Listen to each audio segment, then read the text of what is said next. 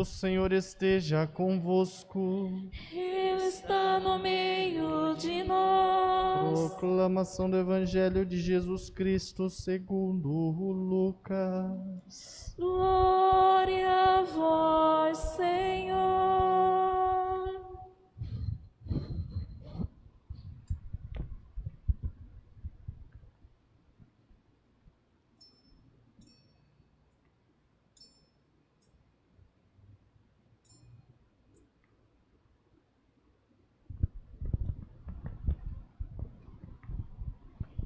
Naquele tempo, os discípulos contaram o que tinha acontecido no caminho e como tinham reconhecido Jesus ao partir o pão.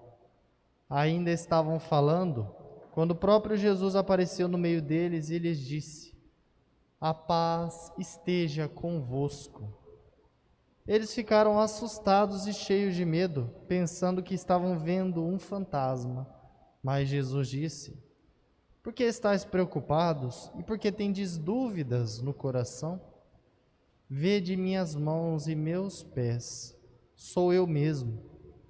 Tocai em mim e vede. Um fantasma não tem carne nem ossos, como estáis vendo que eu tenho." E dizendo isso, Jesus mostrou-lhes as mãos e os pés. Mas eles ainda não podiam acreditar, porque estavam muito alegres e surpresos. Então Jesus disse: "Tendes aqui alguma coisa para comer?" Deram-lhe um pedaço de peixe assado. Ele o tomou e comeu diante deles. Depois disse-lhe: "São essas as coisas que vos falei quando ainda estava convosco? Era preciso que se cumprisse tudo o que está escrito sobre mim na lei de Moisés, nos profetas e nos salmos." Então Jesus abriu a inteligência dos discípulos para entenderem as Escrituras e lhes disse: "Assim está escrito: o Cristo sofrerá e ressuscitará dos mortos ao terceiro dia, e no seu nome serão anunciados a conversão e o perdão dos pecados a todas as nações, começando por Jerusalém. Vós sereis testemunhas de tudo isso." Palavra da salvação. Glória a vós, Senhor.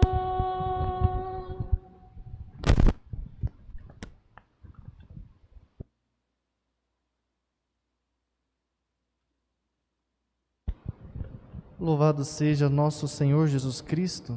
Para sempre seja louvado. Meus caros irmãos, hoje a igreja celebra com alegria a oitava de Páscoa. Páscoa, ou seja, a paixão, morte e ressurreição de nosso Senhor Jesus Cristo. Então, é uma data tão solene que não fica somente num domingo, se estende a semana inteira. Então, a Páscoa vira uma solenidade de uma semana, mas também que se estende depois, formando o chamado tempo pascal, que aí continua por semanas até a vinda do Espírito Santo. Então, nesses evangelhos, tratando da ressurreição, dois fatos importantíssimos. Primeiro, Jesus, ele aparece aos discípulos dizendo, "Vede, eu sou de carne e osso." Então a ressurreição, mostrando bem claro que a ressurreição de Cristo não é uma ideia, como querem muitos, como muitos pagãos imaginam. Imagina o cristianismo, Cristo ressuscitou do nosso coração. Não, ele ressuscitou de carne e osso. É real, não é uma ideia. Então Cristo não ressuscitou no nosso coração. Vai dizer São Paulo: se Cristo não ressuscitou, é vã nossa fé. Então Cristo ressuscitou de carne e osso. E ele, diante dos apóstolos, o primeiro dom da presença de Cristo, ele anuncia, a paz esteja convosco. E os apóstolos, estando com Cristo, Jesus, no versículo 45, Jesus abriu a inteligência dos discípulos para entenderem as Escrituras. Por que duvidas, né? Diz Cristo. Por que a falta de fé?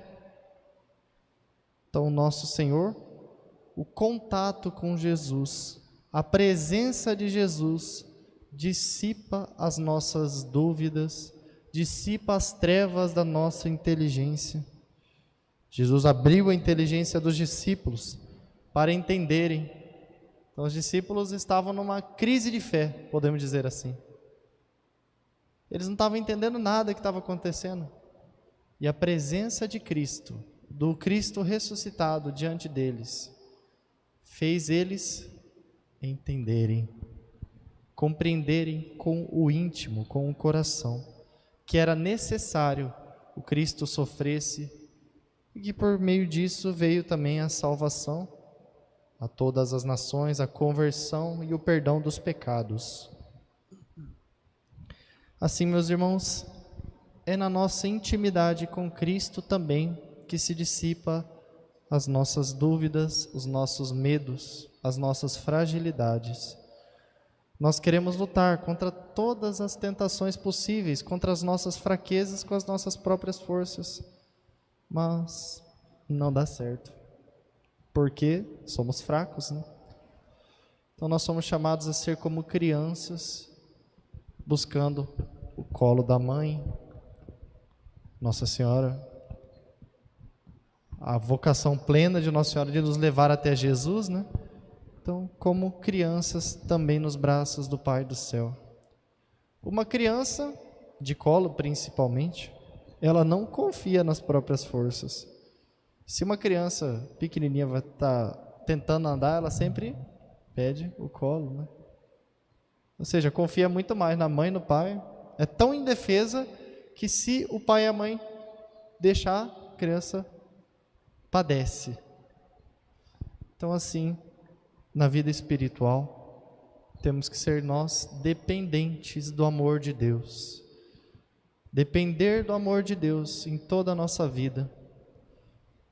Nós sofremos do mal da, podemos dizer assim, adolescência espiritual, né? Que a gente, com adolescente, olha assim, agora eu basto a mim mesmo, não preciso de ninguém, eu sou dono do meu próprio nariz. Humanamente a gente pode até falar isso, mas agora você falar isso em relação a Deus, você é dono do seu próprio nariz, vai quebrar a cara, né? Então, meus irmãos, é nessa intimidade com Cristo ressuscitado, Ele que venceu a morte, assumiu sobre si os nossos pecados e pagou por eles. Pela sua ressurreição, nos traz a paz, primeiro dom, e depois a conversão e o perdão dos pecados a todas as nações. Vós sereis testemunhas disso. Nós somos chamados a sermos testemunhas da salvação de Cristo no mundo. Então, meus irmãos, nesse tempo pascal, possamos renovar o nosso coração e, como São Pedro e São João, na primeira leitura, né, sermos testemunhas desse amor de Deus, testemunhas daquilo que vimos e tocamos. Primeira carta de São João, aquilo que vimos e ouvimos, da palavra da vida, aquilo que tocamos, que nossas mãos apalparam, isso nós vos anunciamos. Ou seja, eu vi o amor de Deus, e é esse amor que eu experimento, que eu quero vos anunciar. É como se São João dissesse isso. Oxalá nós pudéssemos dizer isso, né? Então, dizendo agora um pouco da minha parte, né? Ai, padre, você não vai falar nada do seu aniversário hoje? Eu vou falar, tá? Não é bom falar em primeira pessoa, mas falando de forma geral, o que eu tenho a dizer da minha parte, quanto aniversariante, é o quê? É o que o Salmo diz. Senhor, que é o homem, para dele assim vos lembrardes e o tratardes com tanto carinho. Então, quem somos nós, né?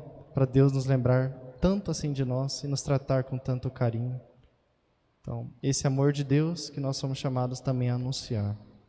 Louvado seja nosso Senhor Jesus Cristo.